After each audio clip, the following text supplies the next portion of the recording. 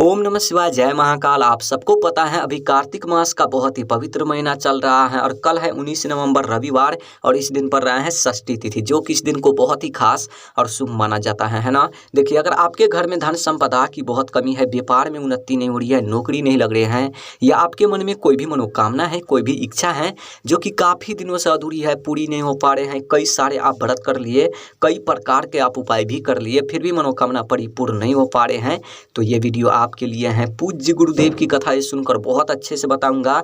बस आपको 11 काले तिल के दाने और एक दीपक लेना है, छोटा सा उपाय करना है। आपका जो भी मनोकामना होगी, जो भी इच्छा होगी, पूरी जरूर होगी, है ना।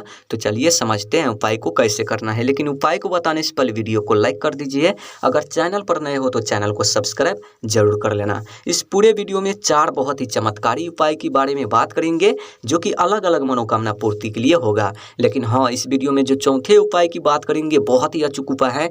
वीडियो को पूरा देखना है और एक एक उपाय को समझ करके आपको उपाय करना है। तो चलिए पहले वाले उपाय की बात कर लेते हैं। सबसे पहले अब बोलोगे इस उपाय को करने से क्या फायदा, क्या बेनिफिट होगा। देखिए, यदि आपके घर में धन धान की बहुत कमी है, व्यापार में उन्नति नहीं हो रही है, नौकरी नहीं लग रही है, घर में माता लक्ष्मी की वास नहीं है, माता लक्ष्मी आपसे रूठी हुई है, घर में सुख शांति नहीं है, तो इस उपाय को जरूर करना। ध्यान से देखना, समझने की कोशिश करना। देखिए, इस उपाय को करने के लिए आपको स्क्रीन पर क्या दिख रहा है, काले तिल लेना है। कितना?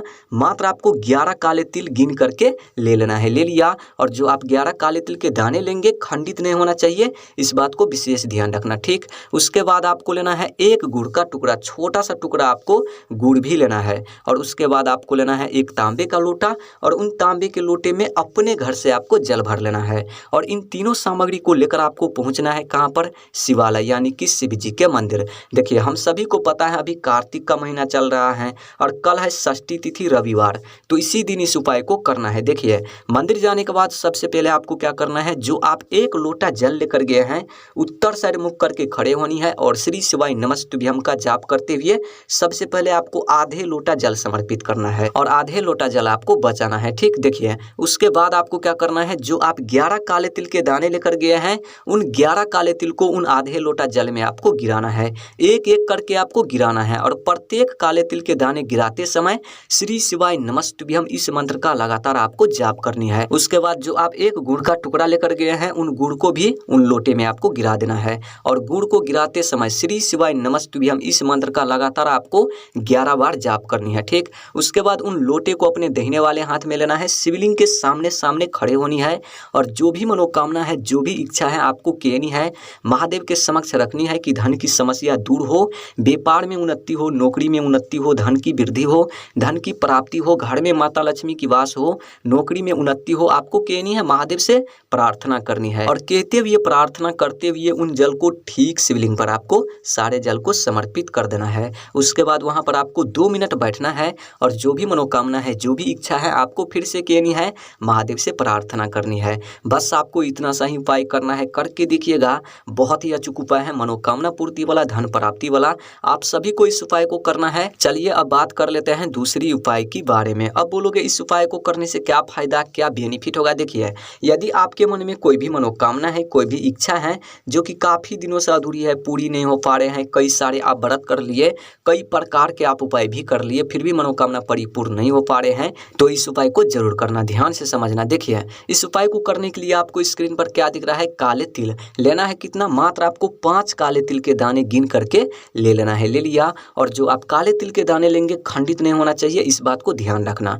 और उसके बाद आपको लेना है एक दीपक, मिट्टी का दिया नहीं तो आटे का दिया, यानी कि दीपक को अच्छी तरीके से तैयारी कर लेना है, ठीक। उसके बाद इन दोनों सामग्री को लेकर आपको पहुंचना है कहाँ पर?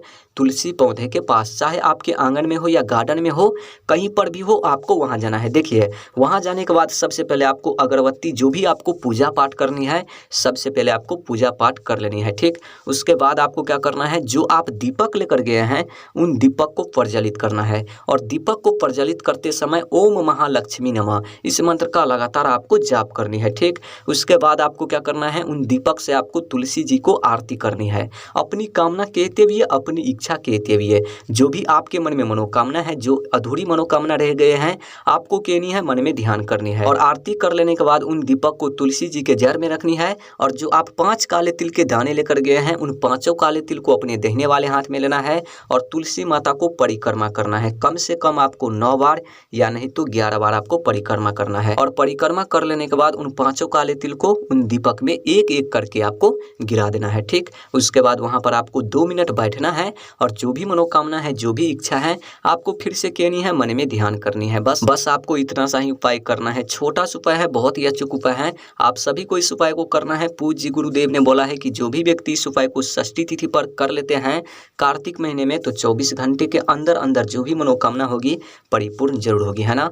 बहुत ही अचूक उपाय है। चलिए अब बात कर लेते हैं तीसरी उपाय के बारे में। अब बोलोगे इस उपाय को करने से क्या फायदा, क्या बेनिफिट होगा। देखिए, यदि आपके घर में कोई भी व्यक्ति बीमार रहते हैं या आप रहते हैं, बीमारी पीछा नहीं छोड़ रहा है, बहुत दवा खाने के बाद, बहुत मेडिसिन खाने के बाद फिर भी बीमारी दूर नहीं हो पा रहे हैं, तो इस उपाय को जरूर करना। ध्यान से समझना। देखिए, इस उपाय को करने के लिए आपको स्क्रीन पर क्या दिख रहा है, बेलपत्र। आपको लेना है 2 बेलपत्र, और जो आप बेलपत्र लेंगे खंडित नहीं होना चाहिए, इस बात को ध्यान रखना। ठीक, उसके बाद आपको लेना है एक तांबे का लोटा, और उन तांबे की लोटे में अपने घर से आपको जल भर लेना है। और इन दोनों सामग्री को लेकर आपको पहुंचना है कहाँ पर, शिवालय यानी कि शिव जी के मंदिर। हम सभी को पता है अभी कार्तिक का महीना चल रहा है और कल है षष्ठी तिथि रविवार, तो इस दिन इस उपाय को करना है। ठीक, देखिए, मंदिर जाने के बाद सबसे पहले आपको क्या करना है, जो आप 2 बेलपत्र लेकर गए हैं उनमें से आपको एक बेलपत्र माता अशोक सुंदरी के स्थान पर आपको समर्पित कर देना है। यही वाले स्थान है माता अशोक सुंदरी का, इसी जगह पर आपको समर्पित करना है।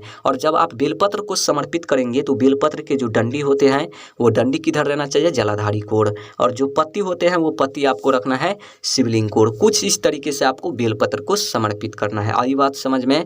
उसके बाद आपके पास बचे हैं एक बेलपत्र, उन बेलपत्र को ठीक शिवलिंग पर आपको समर्पित कर देना है। देखिए, जब आप दूसरी बेलपत्र समर्पित करेंगे शिवलिंग पर, तो जो भी मनोकामना है बीमारी से जुड़ी, कहते हुए प्रार्थना करते हुए महादेव से प्रार्थना करनी है कि बीमारी हमेशा हमेशा के लिए दूर हो, जो भी जीवन में संकटें हैं, जो भी कष्ट हैं, हमेशा हमेशा के लिए खत्म हो, महादेव से कहनी है, मन में ध्यान करनी है दूसरी बेलपत्र समर्पित करते समय। ठीक, उसके बाद जो आप 1 लोटा जल लेकर गए हैं उन जल को पतली धार में आपको समर्पित करना है, जिससे आप कुल 11 बार श्री शिवाय नमस्तुभ्यम इस मंत्र का लगातार आप जाप कर सके। आई बात समझ में। उसके बाद वहां पर आपको 2 मिनट बैठना है और जो भी मनोकामना है, जो भी इच्छा है, आपको फिर से कहनी है, मन में ध्यान करनी है। बस आपको इतना सा ही उपाय करना है। बीमारी को दूर करने वाला बहुत ही अचूक उपाय है, आप सभी को इस उपाय को करना है ना। चलिए अब बात कर लेते हैं चौथे उपाय के बारे में। अब बोलोगे इस उपाय को करने से क्या फायदा, क्या बेनिफिट होगा। देखिए, यदि आपके मन में कोई भी मनोकामना है, कोई भी इच्छा है जो कि काफी दिनों से अधूरी है, पूरी नहीं हो पा रहे हैं,